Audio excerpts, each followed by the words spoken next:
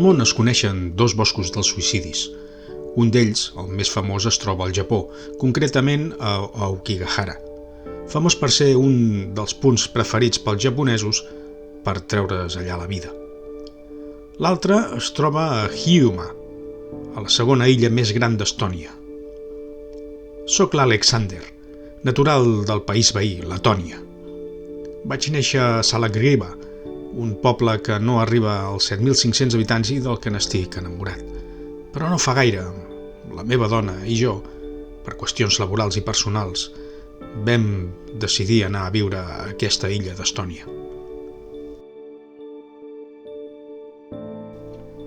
Vam comprar una casa que es troba just al costat d'aquest obscur bosc. Tret d'això, el poble té un aire molt càlid.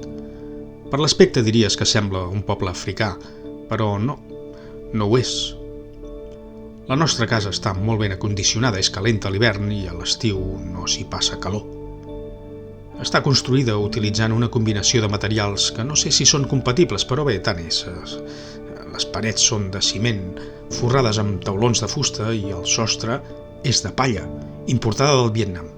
Diuen que és de molt bona qualitat, ja que aquest país reuneix les millors condicions ambientals per a la seva producció. Semblen cases de fusta, però en realitat no ho són. Només es forren així, per la part de fora, és una qüestió d'estètica. I el que en el 2011 s'està començant a posar de moda, allò que en diuen energèticament sostenible. Aquí hi porto vivint, ara sol, no gaire més d'un any.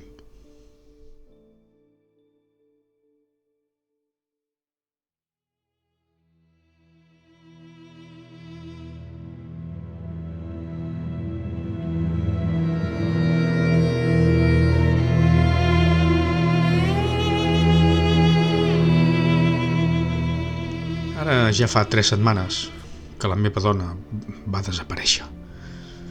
I la policia encara no l'ha trobat. Estic molt angoixat i fent tot el possible per trobar-la, però va passant el temps i res, encara no sé res. Haig de dir que alguna gent d'aquest poble em fa costat. Són molt propers i fins i tot el segon dia de la seva desaparició es va fer una recerca pel bosc i tothom hi va col·laborar. Bé, tothom no. Hi ha qui des del principi em mira com un ésser estrany, no s'acosten ni a la casa i la veritat no sé per què. I avui fa nit de vent i pluja, una pluja tan densa que amb prou feines es veu el reflexe de les llums de les cases del voltant. Aquest temps encara em fa pensar més en la meva dona.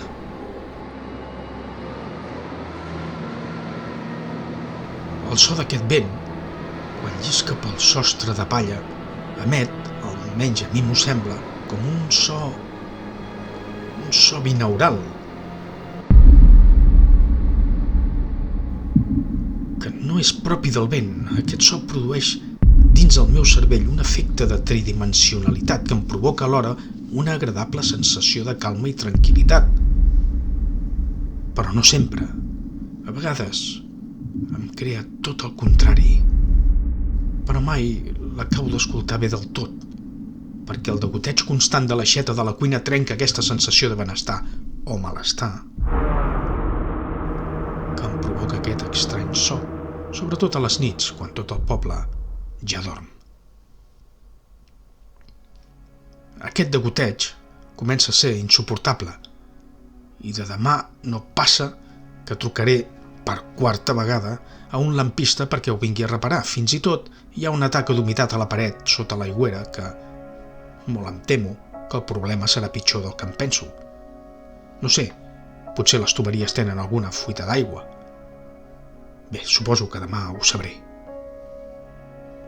Però això serà si algun dia trobo qui m'ho faci, perquè 3 de les lampisteries a les que he trucat, en preguntar-me a la casa on vivim, m'han penjat de manera immediata.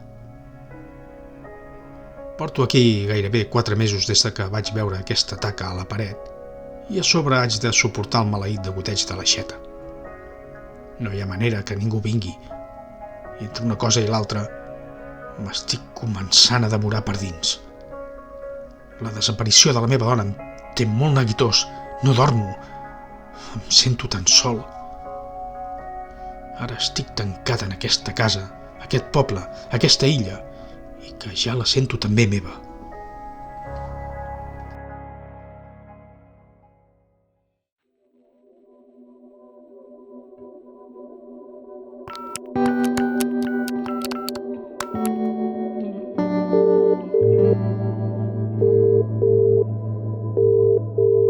Bon dia, lampisteria Conubere? Trucava per una avaria que tinc a la cuina. Perdoni? Ah, sí, és el número 6 del carrer Bagueba, aquí mateix a Corgue Saare. Doncs miri, potser fa uns 4 mesos que estem així, que estic així. No, el degoteig va començar fa uns 6 dies, però tinc una taca a la paret que almenys fa... Sí, també la paret està ben humida i s'està tornant negra. Sí, demà a la tarda sobre les 3 va bé. Sí, jo hi seré tota la tarda. Perfecte, gràcies. Fins demà. Carai, no m'ha deixat dir ni adeu, que ja ha penjat. Bueno, per fi ja era hora.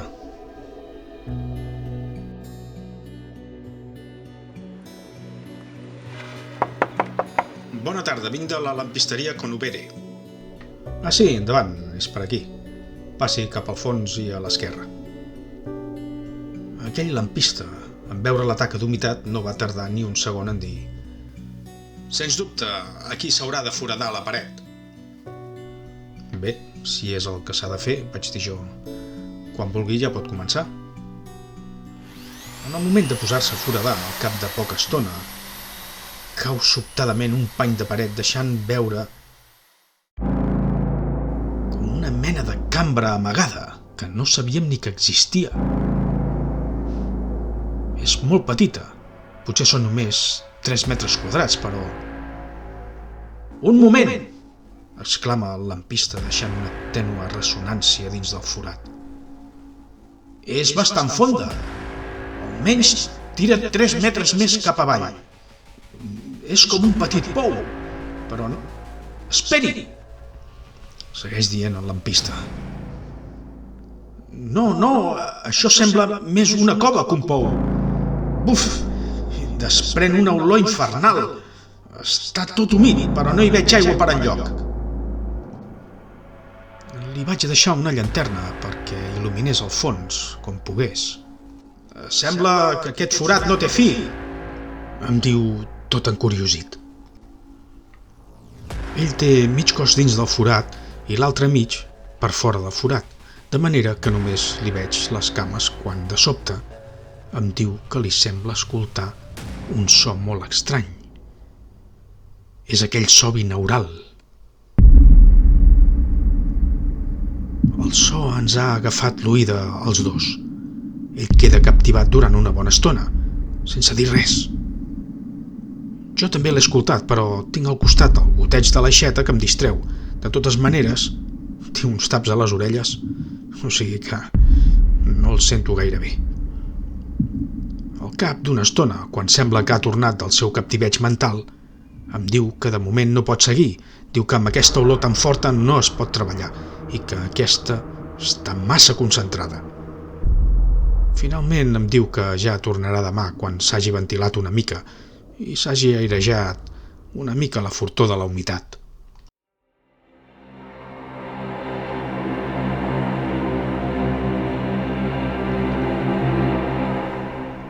Per la nit decideixo adentrar-me en aquell forat. Gairebé em cremo les mans quan les deixo lliscar per la corda que he lligat a una pota de la taula.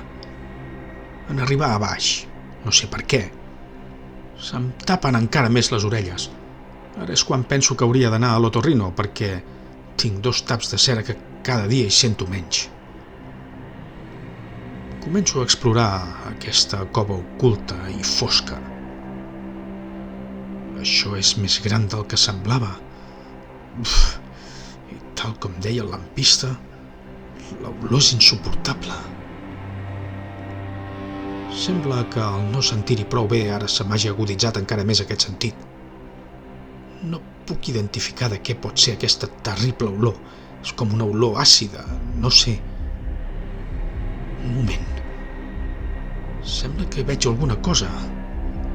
Ostres, què és tot això? Ostres, aquest lloc amaga tota una sèrie d'objectes que em deixen molt estranyat. Hi ha un forat en la terra humida i una figura de pedra en forma de dona. Està mig desenterrada. Sembla com si l'haguessin excavat amb les mans nues, perquè el que es veuen són unes ungles i humanes. Al costat hi ha també papers que semblen antics escrits codificats, petits objectes metàl·lics, espelmes, un orinal. Hi ha també llibres, uns llibres que molt normals no semblen. No sé. Això té pinta d'estar amagat per alguna raó. Sembla com si aquí s'haguessin dut a terme tota mena de rituals de bruixeria i encantaments. Sí. El so binaural no l'he sentit aquesta vegada. És veritat que no sempre sona. No sé què fer amb tot això. Bé, no tocaré res de moment. Tot plegat em crea una certa desconfiança i alhora em fa respecte. És tard. Aniré a dormir perquè de seguir aquí baix em marejo cada cop més amb aquesta mala olor. I avui, de ben segur que no m'escaparé pas de tenir algun malson.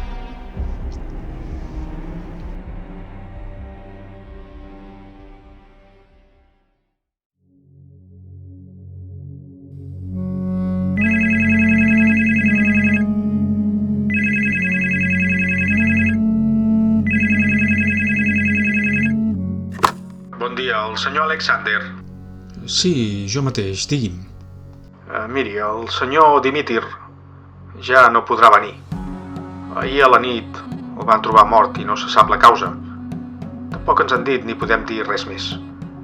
Li assignarem un altre operari d'aquí un parell de dies quan ens organitzem i disculpi les molèsties. No es preocupi, em sap molt greu. Ostres, gràcies, em sap greu, de debò. Quan els hi vagi bé ja... Carai, m'han penjat. Bé, tampoc tenia gaire sentit seguir una conversa com aquesta. Millor així. Suposo que hauria de trucar a la policia per avisar-los de l'existència d'aquesta cova que ahir vam trobar per casualitat amb el pobre lampista.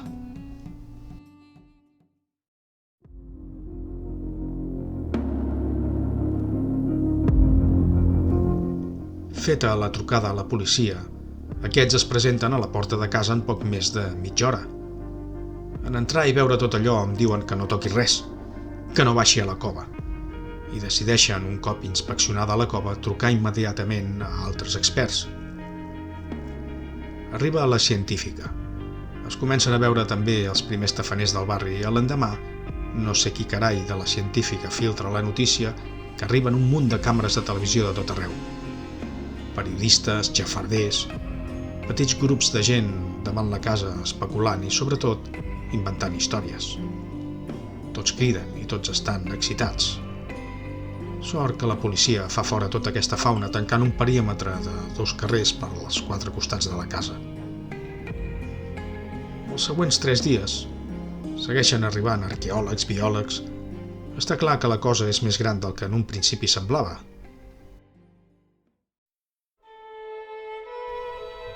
La que es lia és espectacular. Aprofito per queixar-me a la policia local que donen més importància al fet de trobar la cova que en la desaparició de la meva dona. Em diuen que no puc marxar del poble i que fins i tot jo podria tenir a veure amb aquesta desaparició. Per tant, jo quedo sota sospita i també sota vigilància policial les 24 hores del dia. Em quedo de pedra quan em diuen això. Jo no sé què més troben allà baix, però el que sí sé és que 2 dies després surt als diaris la notícia d'una altra persona morta dins el seu propi cotxe, allà en un marge estimbat. Un testimoni afirma haver vist abans d'ahir com aquell cotxe just en aquella corba, sortia disparat en línia recta. Quan ho va veure, en treure el cap per la valla, va veure el cotxe esclafat contra les roques. Va trucar immediatament a l'ambulància i als bombers. Ell no va poder fer res més perquè la dificultat que presentava el terreny li ho va impedir.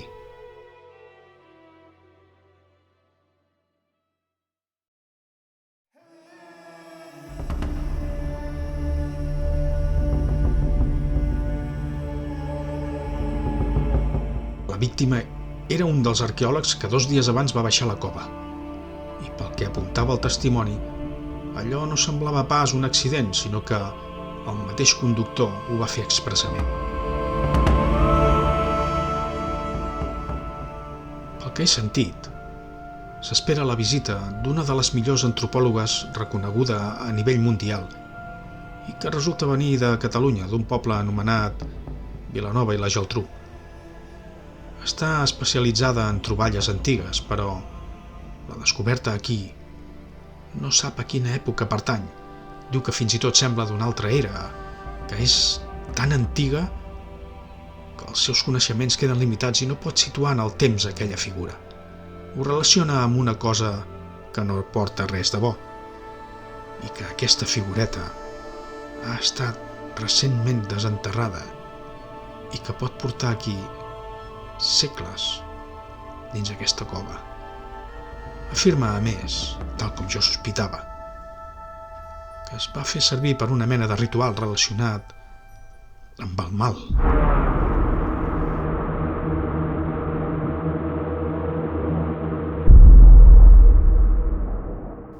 Aquesta antropòloga va decidir buscar ajuda i va portar un xamà d'Istanbul que coneix de fa molts anys, quan ella estudiava.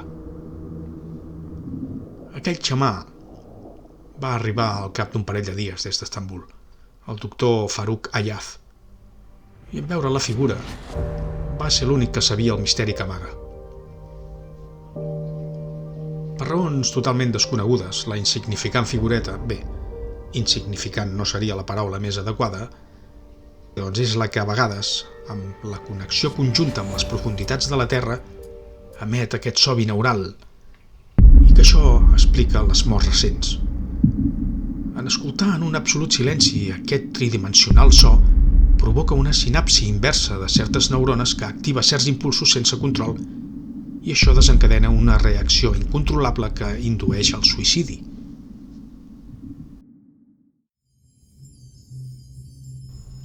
Afegeix que són 6 les figures i que com aquesta estan repartides per tot el món.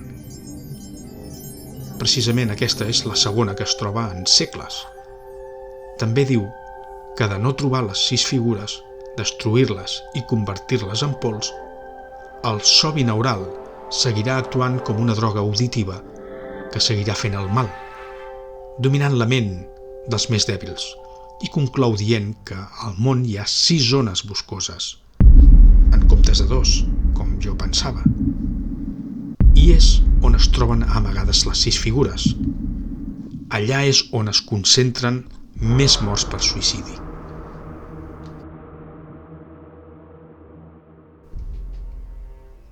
Després d'aquella descoberta a la cuina de casa, el dia 6 de juny, a 6 quilòmetres del poble, riu avall, es van trobar les restes d'un cos. Sí, era el de la meva dona, que suposadament es va llançar des de la part més alta del pont una nit d'insomni, després d'haver escoltat aquella malèfica música. Les seves extremitats i el cap estaven en una posició inusual que els forenses no s'explicaven com podia ser. Finalment, van posar especial atenció als dits de les seves mans. Li faltaven les ungles. Ara sí, un calfred em va deixar garratibat. Les proves d'ADN de les ungles que estaven a la cova confirmaven que eren les seves.